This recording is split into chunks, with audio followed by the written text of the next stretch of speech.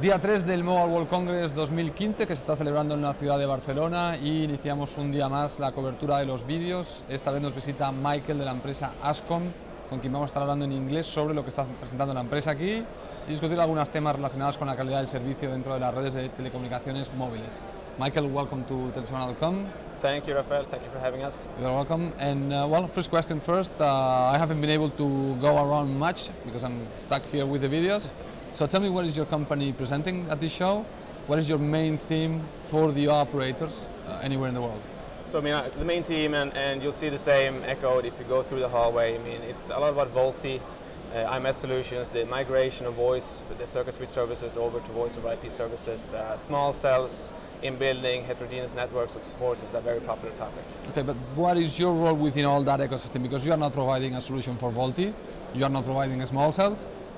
So where do you fit into that new ecosystem that is building up? So what we do is essentially we help the operators understand from a subscriber perspective what quality of service am I actually offering.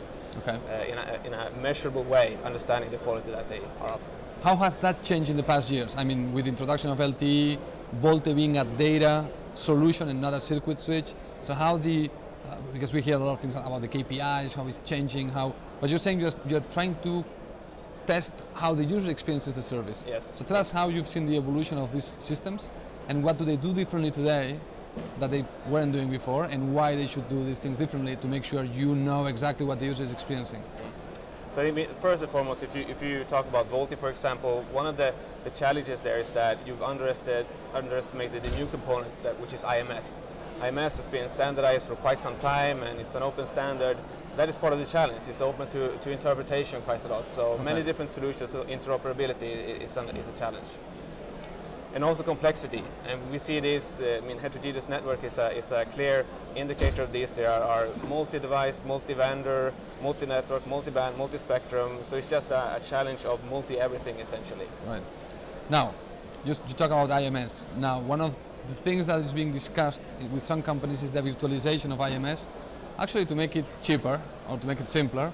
I don't know if the introduction of NFB is also impacting the way you monitor, because some of these functions that allow the user to access a service or to have policies or even charging or billing or whatever, or provisioning a particular service is going to be done through NF systems that are virtualized. Does that change anything from your company's perspective in the way you monitor this virtualized environment?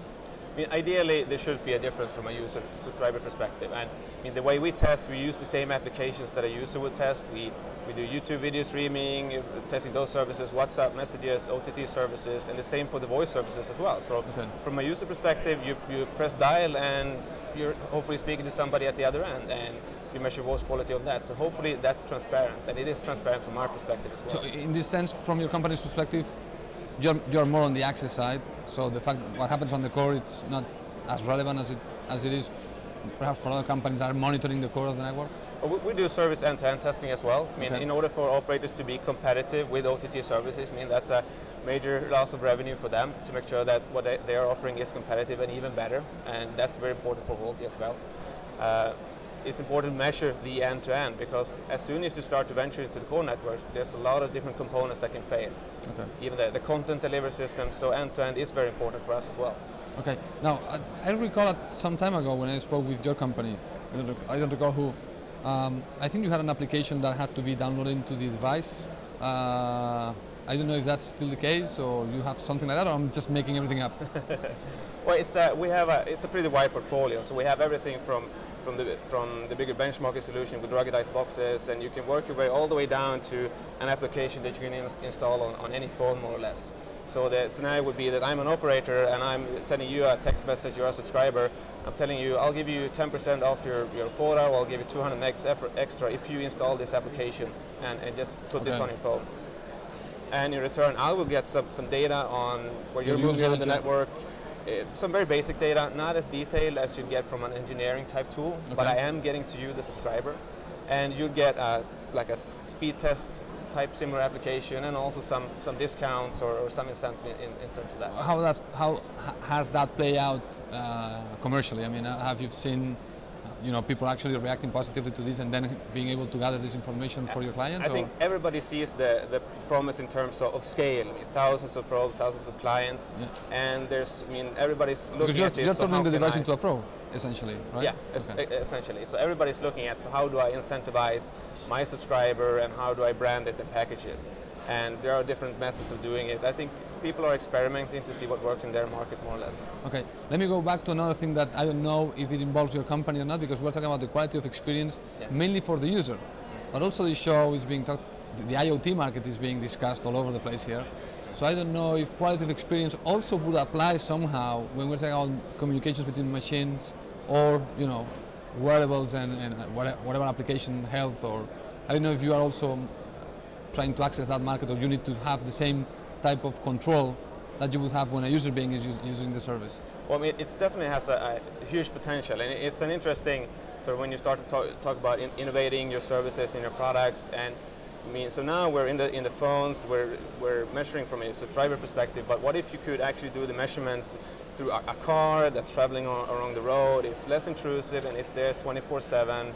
And there's very little work required on the operator side as well, because that's a big part of our business, is to help save money, to work more efficiently, and automating this collection of data. Okay, what happens in networks? Also, Wi-Fi is being discussed. Voice over Wi-Fi is another topic that is being discussed. And obviously, some portion of the network, you were saying, probably the best scenario possible for an operator is to monitor end-to-end. So from one phone throughout the network and to the other phone. But what happens when you are accessing your service via Wi-Fi connection that doesn't belong to your operator, and although at some point there's going to be a gateway or a machine that is going to connect to the core and it's going to allow the operator to have some visibility, probably there is a portion of that channel that might not be under the control of the operator, so you don't know exactly what's going on in that piece. Is there any way to control the quality of experience of a user knowing that a portion of it is kind of blindsided for the operator? It's very challenging for the operators. Sure, you can measure it and try to understand it, but the control, essentially, as I say, is not there. So you have, for example, standards like LTE-U in the unlicensed spectrum, which is, I think, the operator's way of controlling that experience. But Wi-Fi is in all our handsets, so it's going to be a struggle to see who wins out. But it's attractive for the operator, easy to deploy, they have the infrastructure. So definitely a challenge to monitor that sort of unlicensed part. But are you able to at least provide some sort of information if the user has that probe or that application downloaded and at least figure out a little bit what's going on with that type of connection? Yeah, we are measuring with the subscriber handsets, so that's what we're focusing on. And sure, you will be able to see where in a location am I having trouble, issues area, and then you'll send more detailed troubleshooting tools in there to see what the actual problem is. All right. Well, Michael, thank you so much for joining us, and have a good remaining of the show. Thank you. Likewise. Take care. Thanks.